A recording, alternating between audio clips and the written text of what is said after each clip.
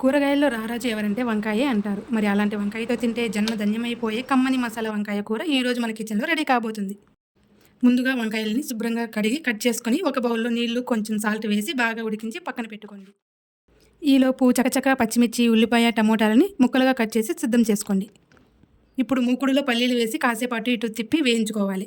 ఈ వేయించిన పల్లీలని మిక్సీ జార్‌లో వేసి దాంతో పాటు జీలకర్ర, ఉప్పు, కారం, ధనియాల పొడి, కొద్దిగా చింతపండు, నీళ్లు పోసి మన ఫ్రెండ్స్ గుండెల్లో లాగా చాలా స్మూత్‌గా పేస్ట్ చేసి పక్కన పెట్టుకోండి. ఇప్పుడు మూకుడులో ఆయిల్ వేసి ఆవాలు, జీలకర్ర వేసి కలిపాక మనం కట్ చేసిన మిర్చి, ఆనియన్స్, టమాటా ముక్కలు వేసుకోవాలి. ఇవి వేగాక కొంచెం ఉప్పు, అల్లం వెల్లుల్లి పేస్ట్, పసుపు వేసి కాస్త మగ్గిన తర్వాత మనం ఉడికించి పెట్టుకున్న వంకాయ ముక్కల్ని వేసి బాగా ఫ్రై చేయాలి. ఇలా ఫ్రై అయ్యాక మనం మిక్సీ పట్టిన కమ్మని మసాలా పేస్ట్ వేసి కొద్దిగా కారం, గరం మసాలా చల్లి బాగా కలపాలి. ఒక 5 నిమిషాలు ఉడికించి పైనుంచి కొత్తిమీర చల్లుకుంటే నోట్లో వేస్తే కరిగిపోయే మసాలా వంకాయ రెడీ. ఈ టేస్ట్ మీకు నచ్చితే మన భాగ్యశ్రీ వంట రుచులు ఛానల్ని ఇప్పుడే సబ్స్క్రైబ్ చేసుకోండి.